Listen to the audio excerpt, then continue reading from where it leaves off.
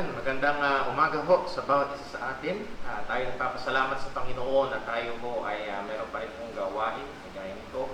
At na last Sunday ay hindi tayo nakapagdaos ng ating Sunday School dahil sa aking mong karamdaman sa pagkaso. Pero salamat sa Diyos sa ating hong mga kapatiran na tumutok pa rin po sa ating hong gawain last Sunday. So, purihin ng Panginoon. And this time is our time for Sunday School.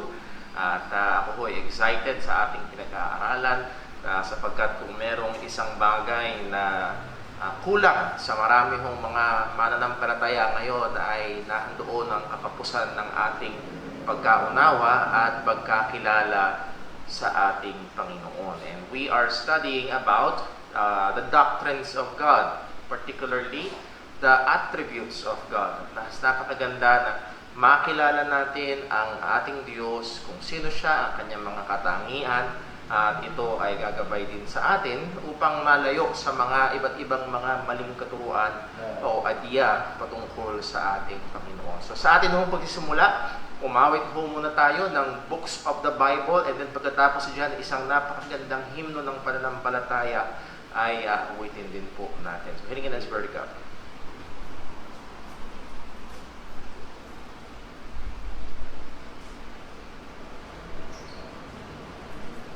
Tayo po yung awitin po natin books of the Bible.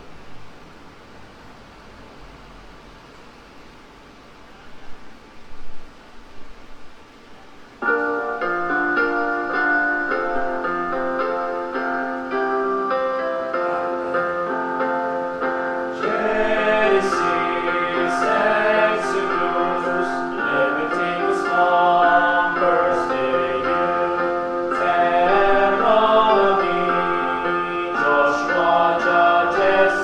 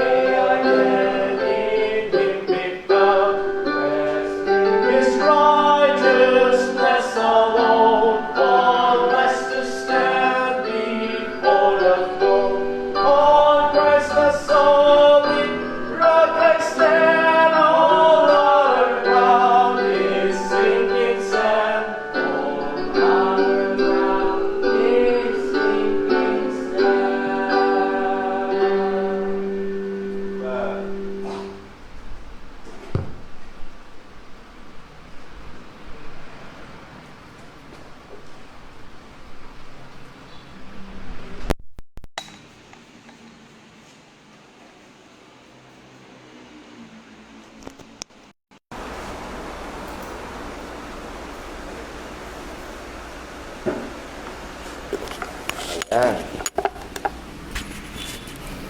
Purihin ang Panginoon at napakaganda ng ating inawit.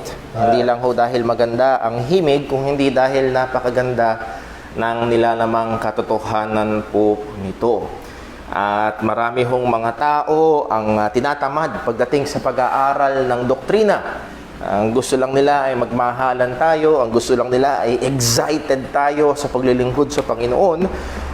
Pero kagaya ho nung ating inawit ay napakalaking pangangailangan ng tunay at tamang pagkakilala sa ating Panginoon. Doon lamang sa second stanza ng inawit ho natin.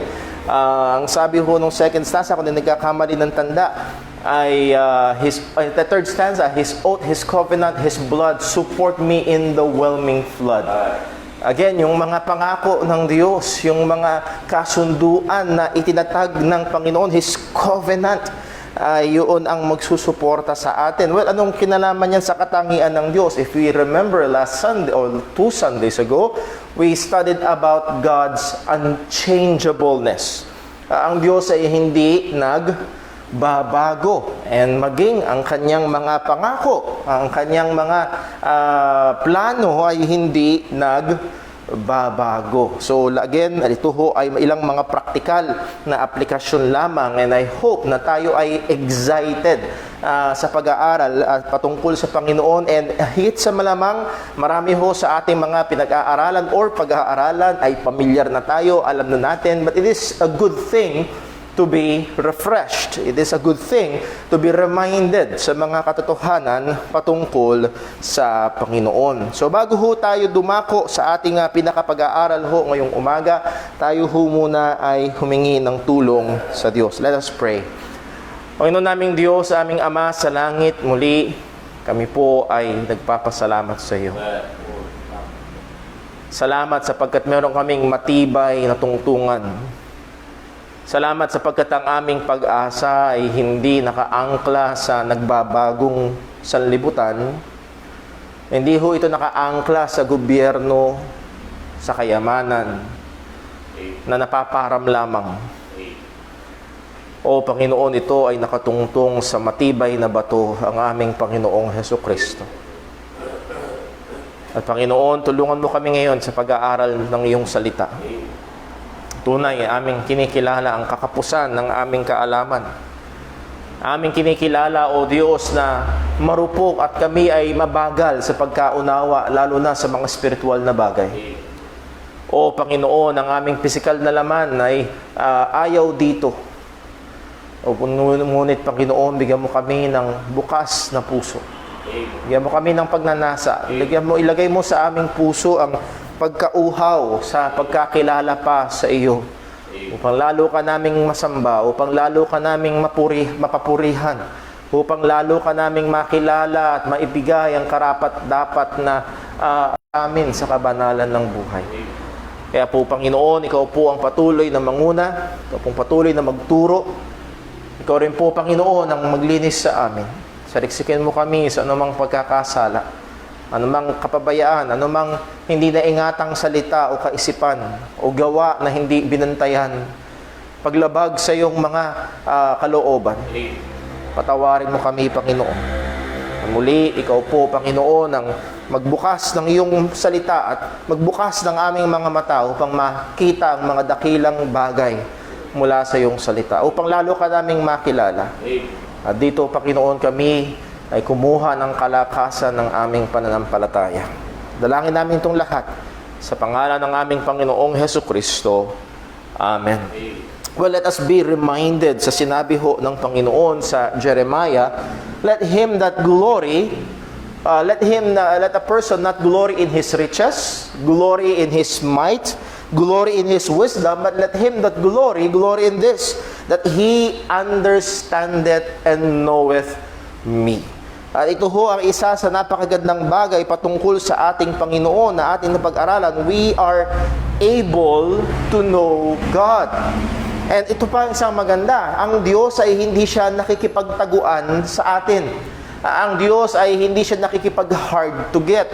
Ang Diyos ay nireveal niya ang kanyang sarili. And again, this is just a form of review. We have God's general revelation. When we say God's general revelation, it is for all people at all time. Andiyan ang mga nilikha ng Panginoon. We have the outer creation witness. And then also we have the inner witness of God. God's written law in the hearts of men. Hindi lamang ho yun, all men has the idea of God. Lahat ng tao, nasa bundok man o nasa syudad, nakapag-aral man o hindi, there is this idea na merong mas dakila na lumalang sa lahat ng bagay. So hindi iniwan ang Diyos ang kanyang sarili na walang patutuo, walang saksi. Napag-aralan din ho natin ang existence of God. We have abundant scriptural proofs. We also have evidence from creation. We also have some traditional proofs of the existence of God. Isa ho sa mga magandang maitanim sa ating kaisipan ay yung tinatawag na argument from design. When we look at creation, we do not see chaos, but we see design. Merong disenyo, merong mga napaka-intricate na design, at sabi nga ho ng mga scientists, they use the word fine-tuning. That is, konting pagbabago lang sa gravity, konting pagbabago lang sa distansya ng mundo sa araw, konting pagbabago lang sa force of gravity between neutrons and protons. Again, all things that we know ay hindi magiging posible. There is that fine-tuning, saktong-sakto ang timpla. At hindi lalapat sa lohika, hindi lalapat sa siyensya mismo na paniwalaan na lahat ng ito ay aksidente lamang. Sumabog at nagkataon na nalagay sa tamang hulog. Mas mahirap paniwalaan yun. Mas mahirap paniwalaan na isa pang magandang argumento is the argument of life. Only life begets life. Hindi uubra na walang buhay ay magbubunga ng may buhay. And again, this so-called science na nagkataon na nagkasama-sama ang tamang elemento, nagkataon na nagkasama-sama ang tamang panahon, tamang temperatura, tamang gases, tamang elements, and poof! Nagkaroon ng buhay. Oo, mga kapatid, ito ho ay again, mas nalalapit sa fairy tale kaysa science. At actually, pag sinukat ho natin, mas lalapat sa siyensya ang pananampalatayang Kristiyano.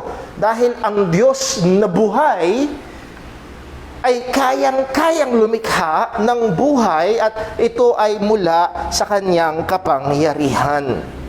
So again, we have the existence of God at mas lapat sa siyensya ang paniniwala sa Diyos kaysa paniniwala sa evolution. And it's ang magandang bagay, sabi nga natin kanina, we can know God. God wants us to know Him. Hindi siya nakikipagtaguan, ni-reveal niya ang kanyang sarili. Pero alam ho natin, sa tao ay merong limitasyon. We are limited by one, our finiteness. Tayo ay finite, ibig sabihin may kahangganan. Ang Diyos ay walang hanggan. So we can know God, but we cannot fully know God. But we can truly know God. Again, yung example ng dagat Pasipiko, pwede kang kumuha ng isang timba. Pag sumalok ka ng tubig, totoong tubig dagat ang makukuha. Hindi mo makukuha lahat ng tubig dagat, pero ang makukuha mo ay totoong tubig dagat. Ganon din ho, nais kong gamitin yung larawan na yun patungkol sa Diyos. Hindi natin kayang malaman lahat patungkol sa Panginoon, pero ang mga pwede nating malaman sa tungkol sa Diyos ay totoo, lalo na mula sa kanyang pagpapakilala ng kanyang sarili sa pamagitan ng kanyang salita. And then, hindi lamang ho ito limitado sa ating finiteness, we are also affected by our fallenness, sa ating pagiging makasalanan. Doon ang ang epekto ng kasalanan sa atin, sa ating pagkaunawa sa Diyos. 1 Corinthians chapter 2 verse 14, "For the natural man receiveth not the things of the Spirit of God, neither can he know them." And alam ho natin, nung tayo naligtas, yes, pinanganak na muli tayo ng Panginoon. Yes, tinatahanan tayo ng banal na Espiritu. But still, yes, there is that struggle with the indwelling sin, and it affects also our knowledge of God. Pero salamat sa Diyos ay nahando ng kanyang pagtuturo, nahando ng kanyang paggabay.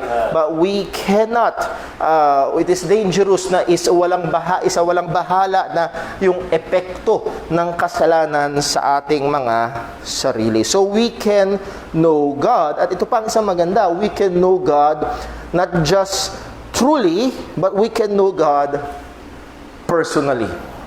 Ito ang kakaibahan.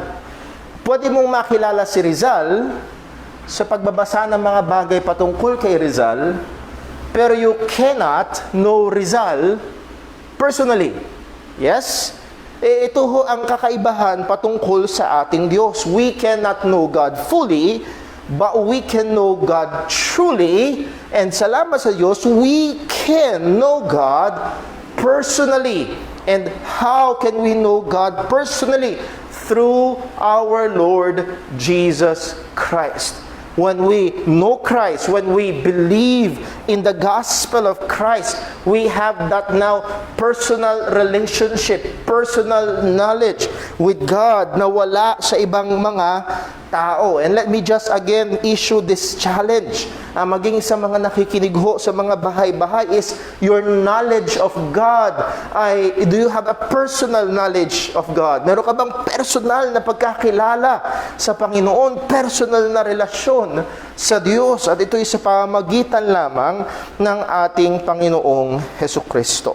And last time, ating binigyang pansin ang dalawang kategorya. Traditionally, paano kinakategorize ang mga katangian ng Panginoon? Again, this is a theological categorization. Wala tayong verse na mapupuntahan na nagsasabi ng incommunicable attributes and then communicable attributes na nakalista ho doon. No.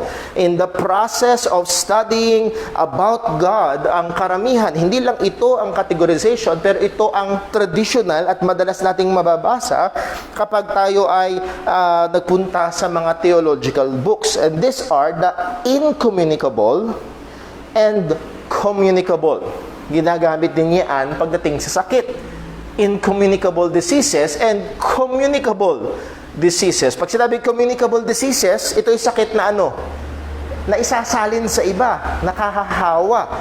Incommunicable, ito ay sakit na hindi na isasalin sa iba. Now, pagdating sa katangian ng Diyos, when we say incommunicable attributes of God, these are the attributes of God or mga katangian ng Diyos na nasa Kanya lang sarili. In a sense, hindi niya ito shinare.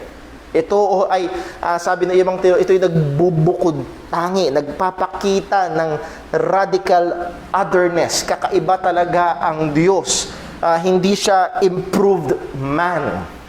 At kagaya ho sa ating paghahaya, medyo excited ho ako sa pag-aaral natin ngayon sapagkat merong mga grupo, halimbawa ho ay ang Church of Jesus Christ of Latter-day Saints or mga Mormons, merong sinabi yung kanilang mga tagapanguna na what man is, God was, what God is, man can be.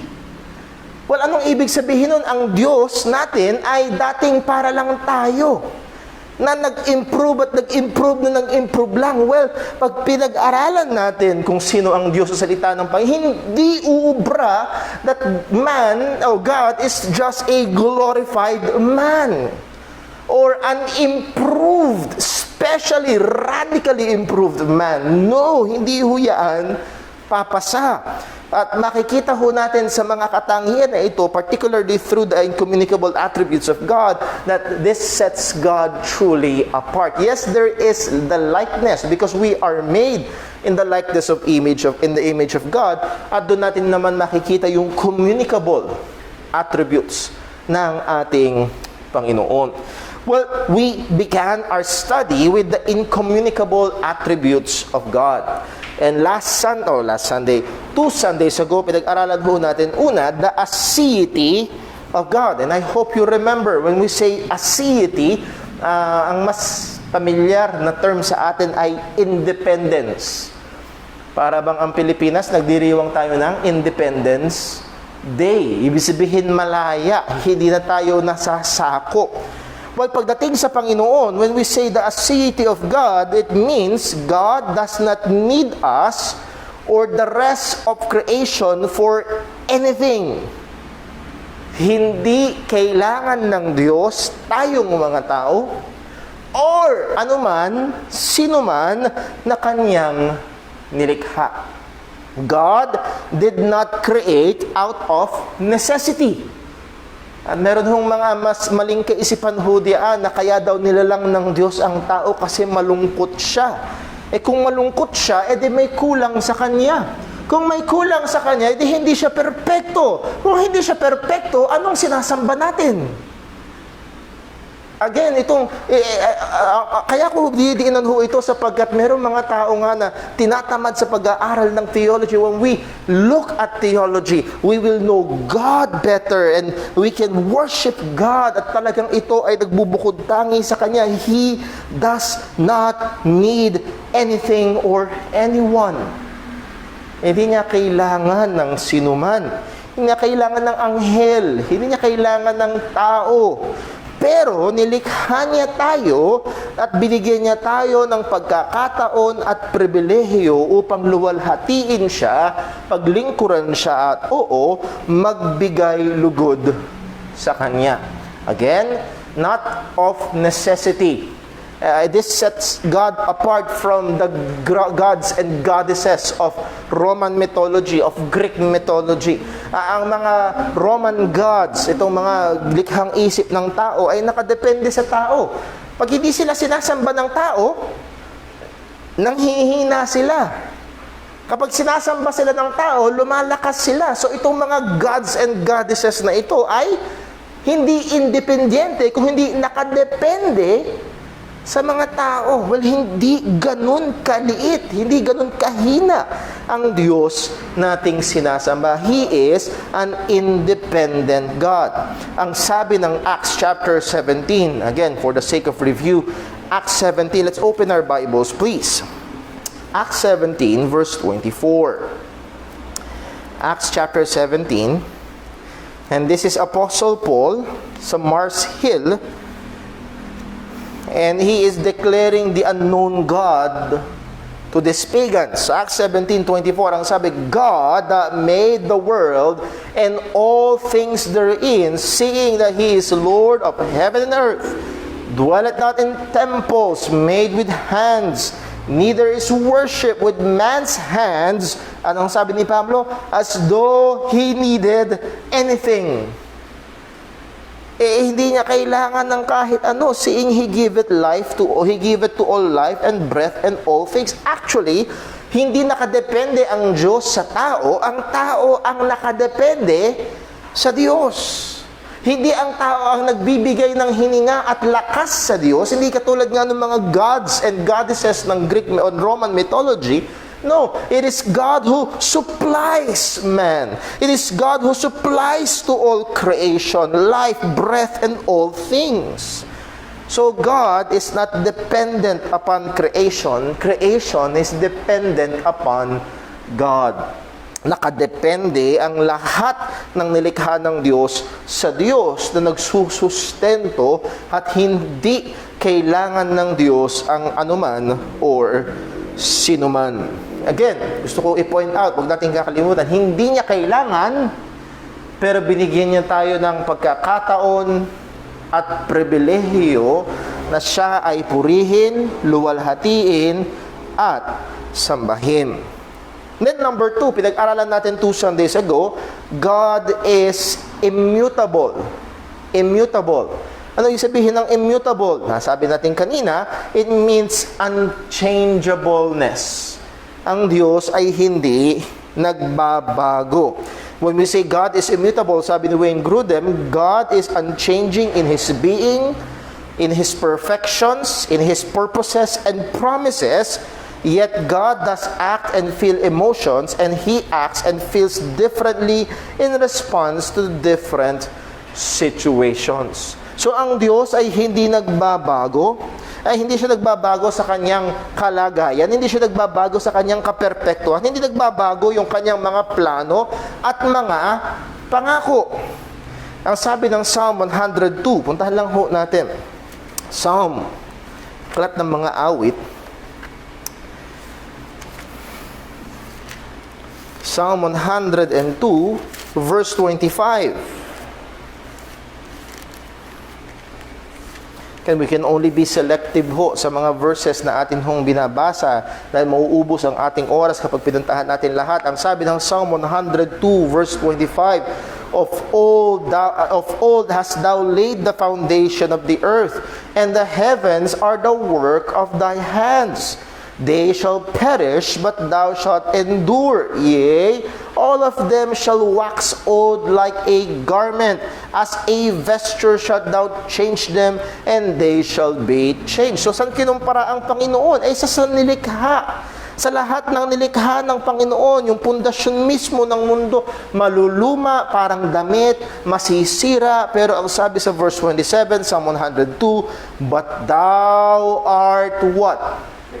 The same, and thy years shall have no end. Ang Diyos ay hindi nagbabago. Sabi ni Louis Berkhoff sa kanyang Summary of Christian Doctrines, Scripture teaches that God is unchangeable. He is forever the same in His divine being and perfections, and also in His purposes and promises. So almost the same ng sinabi ni Wayne Grudem. At ilang bagay lang ho, at ito ho yung hamon, sapagkat meron ho mga nangangaral, may mga nagtuturo na tila baga sa pagdating sa Diyos, merong pagbabago. Well, let's consider for a moment, if there is a change in God, there will be only two directions. Right? Meron dalawang direksyon kapag nagbago. It's either nagbago, pasama, negative, or nagbago, pabuti, positive. That's only two directions, positive or negative. Kung ang Diyos ay nagbago, negative, delikado. Siya'y perfecto, tapos nag-devaluate, bumaba, naging imperfect na. Hindi na siya Diyos. Or sa kabila naman, kung nagbago, nag-positive, nag-improve, that means, He is not or He was not perfect. At kailangan niya pang patuloy na mag-evolve for the better. Well, hindi ho ganun ang ating Diyos. Siya hindi nagbabago sa kanyang kalagayan, sa kanyang kaperpektuhan, at maging yung kanyang mga plano. Isang magandang kaisipan patungkol sa Diyos ay ito, He never have a plan B. Walang plan B ang Diyos. Hindi siya, ito yung plan A ay hindi nag-work, gawa tayo ng ibang plano. No. Ang Diyos ay hindi nagbabago. Sa kanyang mga pangako, hindi ito magbabago. Then, pangatlo, pag-aralan ho natin, pangatlo sa mga katangian ng Panginoon is a wider category of the infinity of God. The infinity of God. Siguro ho, ay meron tayong kaunting pagkaunawa pag sinabing infinity. Kumbaga, sa isang salita na medyo mas familiar sa atin, unli. Alam natin ang unli rice, hanggat kaya mo, hanggang gusto mo. Nevertheless, pagdating sa Panginoon, sabi ho, hindi pagdating sa Panginoon, yung word na infinity or yung word na infinite, when we look at the English thesaurus, ang ibig sabihin ito is immeasurable, endless, countless, inestimable, unbounded, limitless, or never ending. That's what it means to be infinite. But when it comes to God, ano ba ang ibig sabihin natin? Ano ba ang ibig sabihin kapag sinabi na ang Diyos ay infinite? Ang Diyos ay walang hanggan, or the infinity of God. Let me again quote Louis Berkhoff sa kanyang Systematic Theology. Ang sabi ni Louis Berkhoff ay ito, the infinity of God is that perfection of God by which He is free from all or any limitations, from all limitations. In ascribing it to God, we deny that there are or can be any limitations to the divine being or attributes. Pag sinabi natin ang Diyos ay walang hanggan, pag sinabi natin ang Diyos ay infinite, we are denying that there are any limitations to God.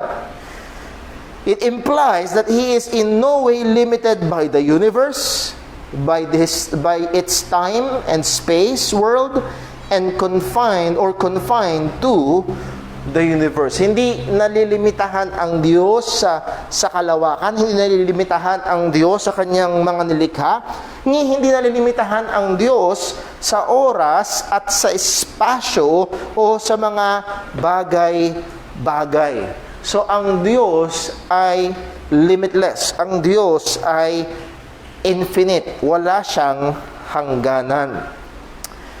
And let me quote si Bruce Hurt. Ang sabi niya, one should avoid the error of applying mathematical idea of infinitude as an endless expansion in either the time or space dimension to God. So wag na nating isipin, sinabi, kasi ang uisip natin bilang tao, we are, umaandar tayo sa aspeto ng numero. Tama ho ba? Pag sinabi natin marami, ilan yun?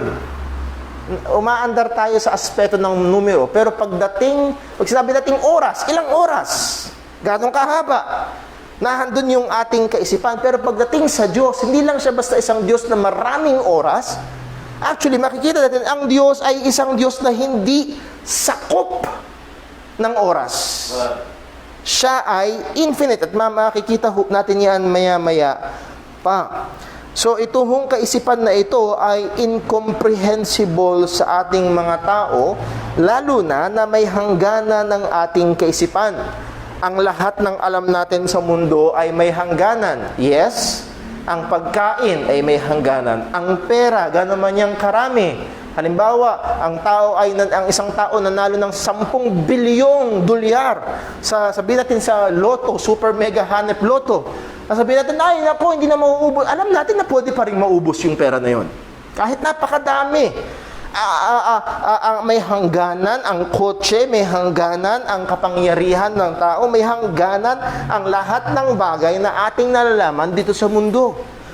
So doon tayo umiikot, pero pagdating sa Panginoon, siya ay hindi nalilimitahan ng kahit ano at siya ay walang hangganan. Now, maaaring merong magsabi, para lang maklaro natin, pag sinabing ang Diyos ay walang hangganan, di ba hindi siya gumagawa ng masama? Di ang Diyos ay may hangganan, hindi siya unlimited. Limited siya sa kanyang kabutihan, limited siya sa kanyang kalakasan. Well, ang sabihin ni Norman Geisler sa kanyang libro patungkol sa tanong na to, when we say God is unlimited, we mean that He is unlimited in His perfections. Hindi siya limitado sa kanyang kaperpektuhan. Now, evil is not a perfection, it is an imperfection. The same is true with non-existence, weakness, or ignorance, or finitude, temporality, and other characteristics that imply limitation or imperfection. Pagdating ho sa Panginoon, ang kasamaan, ito ay imperfection. And therefore, God is unlimited in His perfections. So sa kanyang kaperpektuhan, sa kanyang kabanalan, sa kanyang mga katangian, ang Diyos ay walang hanggan. So He is unlimited in His perfections. So as we have said earlier, God's infinity applies to all that He is. And He is perfect. And He is righteous. And He is holy. And also to all His attributes. So, ang Diyos ay tunay, walang hangganan. Now, all of this, kung idea lang ng tao, walang katuturan. Pero itong mga bagay ho na ito ay tinuturo ng salita ng Panginoon. Buksan ho muna natin sa 1 Kings.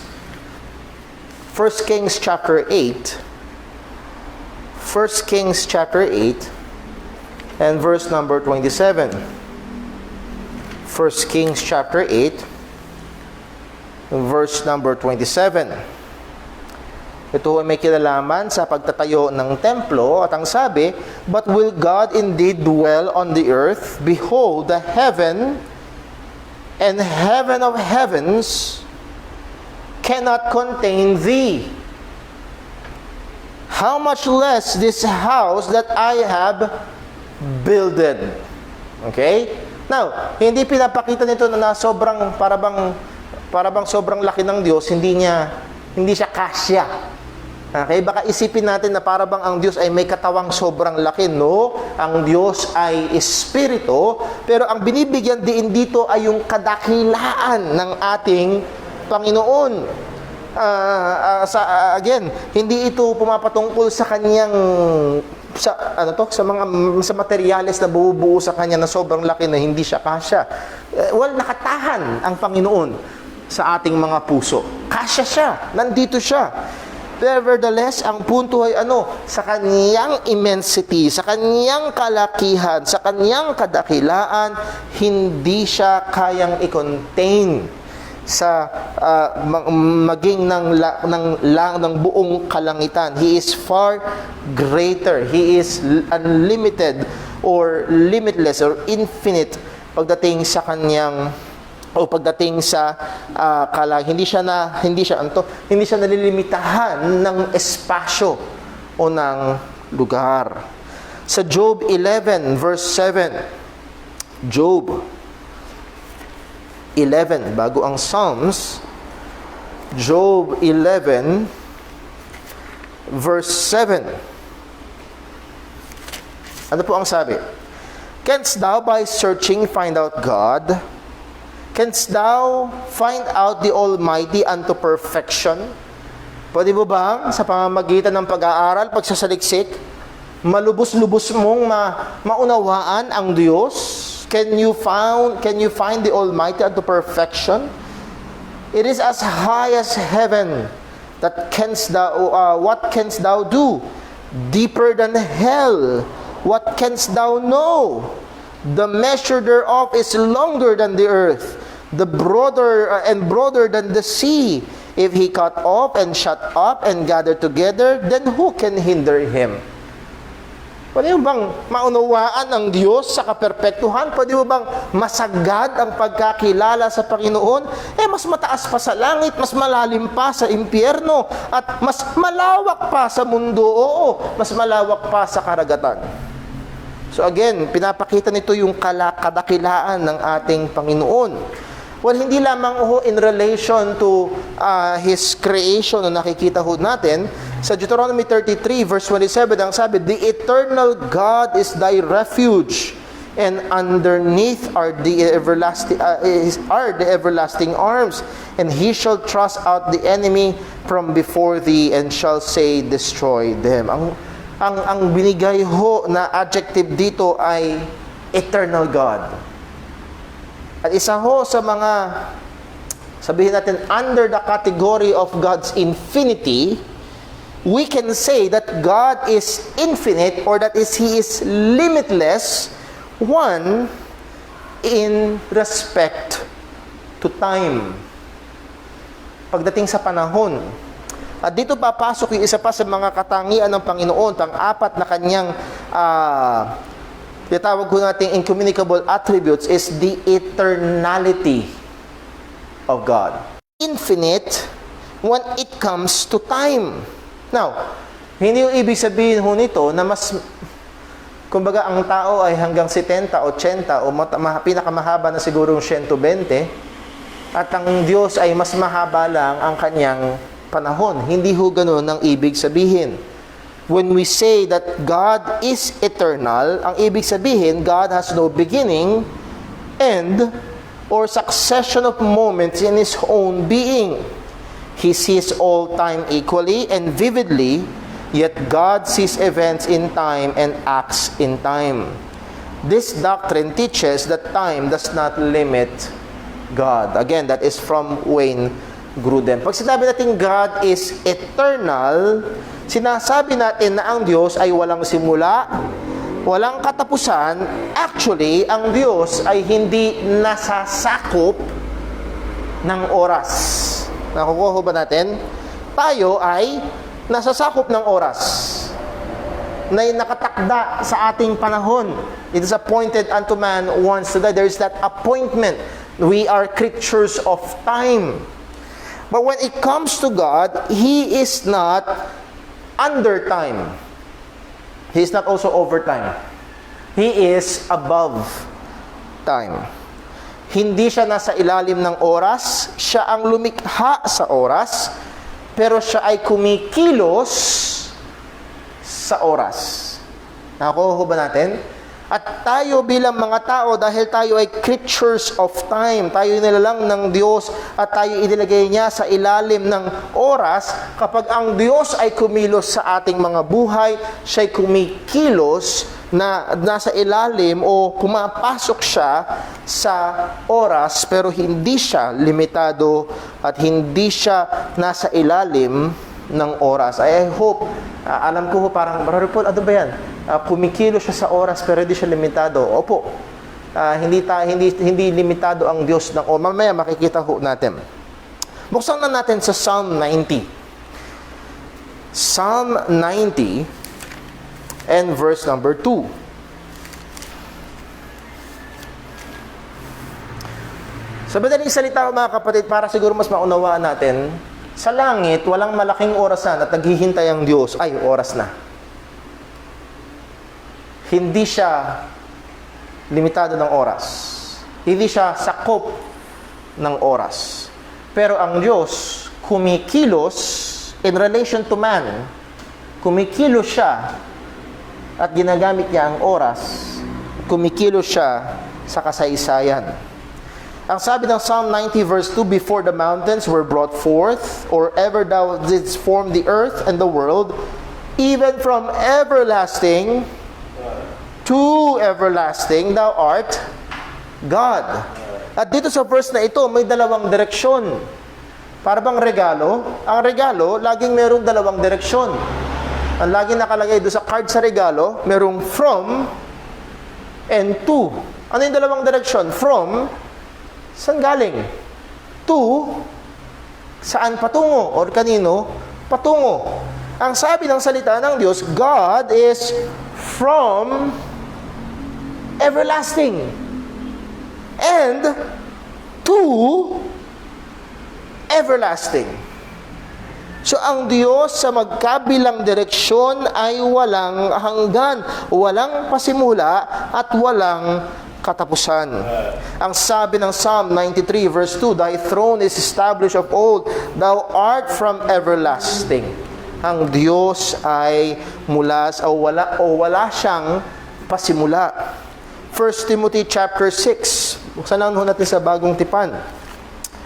1 Timothy chapter 6 and verse number 15. Ano po ang sabi? 1 Timothy chapter 6 verse 15, which in his times he shall show who is the blessed and the only potentate, the King of kings and the Lord of lords, who only hath immortality, dwelling in the light, which no man can approach, unto whom no man hath seen, nor can see, to whom be honor and power everlasting. Amen. Ang sabi, who only hath immortality.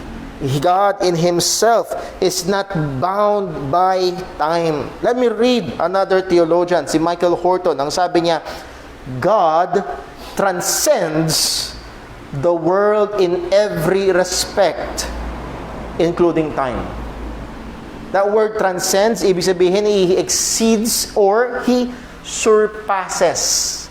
Ang Diyos ay lagpas-lagpasan. Ang Diyos ay higit at higit sa lahat ng nasa sanlibutan, sa lahat ng aspeto, at kasama dito ang oras. So, sana maunawaan natin.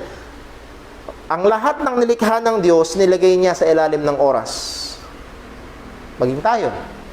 Pero ang Diyos, wala sa ilalim ng oras, pero kumikilos siya sa oras.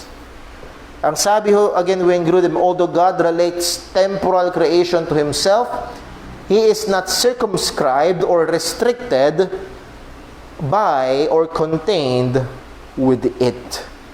So, ang Diyos ay kumikilos, ang Diyos ay nakikitungo sa mga temporal na Kanyang nilikha. At pag sinabing temporal, may limitasyon pagdating sa panahon. Pero hindi limitado ang Diyos pagdating dito. Sabi ho ni J. Hampton Cately III sa kanyang libro, to Him, that is to God, there is no past, present, or future. He does not live in time, but beyond it in eternity, and as the eternal God, He is not subject to time. Kung maunawaan ho na, again, hindi natin to. Sa atin ho, ang kahapon ay past. Right now is present, at ang next 10 minutes is future. Pagdating sa Diyos, wala siyang ganon. Hindi siya limitado ng oras. Hindi siya sakop ng panahon. Brother Paul, para ang hirap maunawaan. Exactly.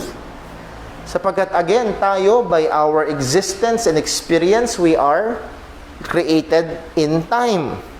Pero pagdating sa Panginoon, hindi ito applicable. Buksan lang ho natin sa Psalm 90. Kung dito ho ay sumasakit na ang ating ulo, tignan natin sa Psalm 90. And by the way, kung sakali hong sinasabi, Brother Paul, para naman yatang ang sakit sa ulo, anong ibig sabihin to? Parang ang hirap unawain. Well, it just shows kung gaano kalaki ang Diyos, gaano tayo kaliit. Again, anuman ho ang dinadaldal ho ni Brother Paul dito, kung hindi isang ayon sa salita ng Diyos, walang katuturan. Pero ang sabi ho ng Psalm 90 verse 4, anong sabi? For 1,000 years in thy sight are but as yesterday, when it is past, and as a watch in the night. Yun daw, 1,000 taon. Mahaba ho bang 1,000 taon? Yes. Para daw sa Panginoon, mga kapatid, ang 10 years ago, nahihirapan na akong alalahanin. Naku ho ba? 10 years ago, Virgin June, madali ba sa inyong alalahanin 10 years ago? Hindi. Pero ang 1,000 years, sabi ng salita ng Panginoon, is but as yesterday sa Panginoon. Nakuha ho ba natin? So, paano ba? Ang ating pananaw, ang ating pagkaunawa, ang ating eksperyensya sa oras, hindi ganun sa Diyos. Hindi, ang Diyos ay hindi, teka muna, alalahanin ko muna kung ano nangyari 1,000 yun. No. Ito ay, hindi ganun ang Panginoon, hindi siya sakop ng ganung oras. Hindi niya kailangan mag-travel through time to remember. He is not bounded but by time. And again, yung watch in the night is yung, again, technicality or sa culture. Ang sabi ho dyan, and as a watch in the night. One watch is 3 to 4 hour period. Kumbaga, ito yung kanilang, ang tawag ho dito? Shift. Merong shifting sa trabaho. Ang sabi, yesterday when it is past, and as a watch in the night. Parang ilang oras lang. Parang ilang oras lang sa Panginoon. Ilang panahon lang. Sabi, yung libo-libong taon sa tao. So again, ang padating sa Diyos, hindi siya sakop ng panahon o ng oras kagaya natin. Sa 2 Peter chapter 3 verse 8, buksan po natin. At nalilibang ho tayo dito sa punto na ito. And tingin ko naman matatapos natin. 2 Peter chapter, chapter 3. 2 Peter chapter 3 and verse number 8. Ano po ang sabi? But beloved, be not ignorant of this one thing, that one day is with the Lord as 1,000 years, and 1,000 years as one day. Go and explain. Wag ho daw tayo maging ignorante. Minsan ho kasi natutukso tayo na sukatin at tignan ang Diyos in relation kung paano natin tinitignan ang panahon o ang oras. Ako ho ba? Ang sinasabi dito ni Peter, mga kapatid, huwag tayong maging ignorante sa bagay na ito. Hindi ganun ang Diyos. Kung tayo ay natatagalan na, ano ba yan? 2,000 taon na mula nung pinangako ni Jesus na siya'y muling babalik. Ang tagal-tagal na. Huwag tayong maging ignorante. Ang 1,000 taon sa atin ay isang araw sa Panginoon. Or ang 1,000 taon sa Diyos ay isang araw. Ang punto ho dito ay hindi nasasakop ang Diyos ng oras kagaya nating mga tao. Sabi ni Wayne Grudem dito sa kanyang komento sa 2 Peter 3:8, ang sabi niya, 1,000 years is a figurative expression for a long time as we can imagine. All history, we can say from this verse that any one day seems to God to be present to His consciousness forever. So again, ang lahat ng kasaysayan, ang lahat ng pangyayari ay present sa kaisipan ng Diyos. Hindi siya sakop ng oras. Sabi again in Norman Geisler, the Bible declares that God is eternal. He was before time and He created time. Hence, He cannot be a part of time, though He can relate to time as its creator in the way a cause relates to its effect. So, ang Diyos na walang hanggan, siya ay bago ang oras at siya ang lumikha ng oras at siya ay wala sa ilalim ng oras. Kung kagaya na sinasabi natin kanina pa, siya ay maaaring kumilos o mag-relate sa oras bilang lumikha nito. So the eternality of God is nothing else but the duration of God. And the duration of God is nothing else but His existence enduring. Yung pag-iral ng Diyos at siya ay mula sa walang hanggan patungo sa walang hanggan, walang panahon na wala ang Diyos. Bago pa ang oras, nahandun na ang Panginoon. Ngunit kagaya ng sinabi ho natin, ang Diyos ay umaakto, kumikilos in relation to time. At lalo na ho, pag ang Diyos ay kumilos sa buhay natin, sapagkat tayo ay nabubuhay sa oras, we see God's actions na nasa ilalim ng oras. Kahit pa paano medyo naunawaan ho natin yun. Kaya ang sabi ni Pablo sa Galatians chapter 4, verse 4 to 5, but when the fullness of time was come, God sent forth His Son, made of a woman, made under the law, to redeem them that were under the law, that we might receive the adoption of sons. When the fullness of time is come. Meron ilang mga tao na ang kaisipan nila na para bang ang Diyos naghihintay. Pambihiran, tagal naman ng oras. Ayan na, okay, ito na yung perfect time. Isasend ko na si Jesus. Hindi ho ganun ang ating Panginoon. Hindi siya sakop. Pero sa tamang kapanahunan, sang-ayon sa kanyang pinasya, sang-ayon sa disenyo niya, hindi dahil ito na yung tamang time. Nakuha niyo ho ba? Susubukan ko gumamit ng example na sana makatulong sa atin. Halimbawa, si Brother Gab. Nagdesisyon si Brother, ito na yung tamang time na mag-aasawa ako. Kailan ba yung tamang time na yun, Brother Junjun? Hindi alam.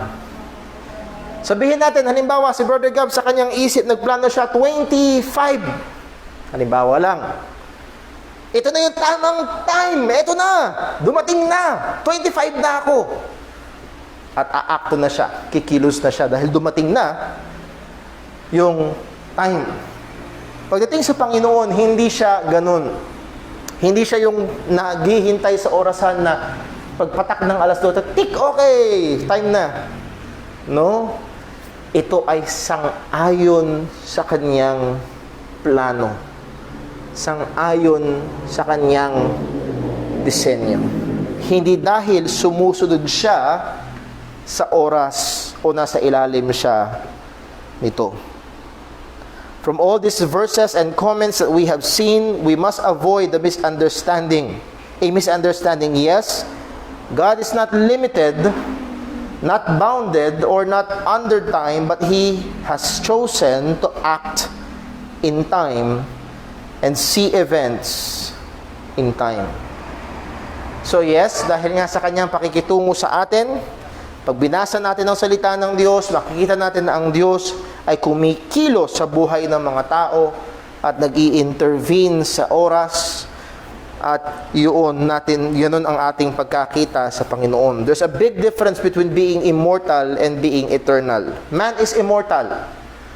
That is, ang tao ay hindi namamatay. Dilikha ng Diyos ang tao, hindi para mamatay. Actually, lahat ay mabubuhay muli. Yun nga lang, yung iba, mabubuhay muli patungo sa kaparusahang walang hanggan. Yun namang mga samampalataya kay Kristo, mabubuhay muli patungo sa buhay na walang hanggan. Either way, parehong walang hanggan. Man is immortal.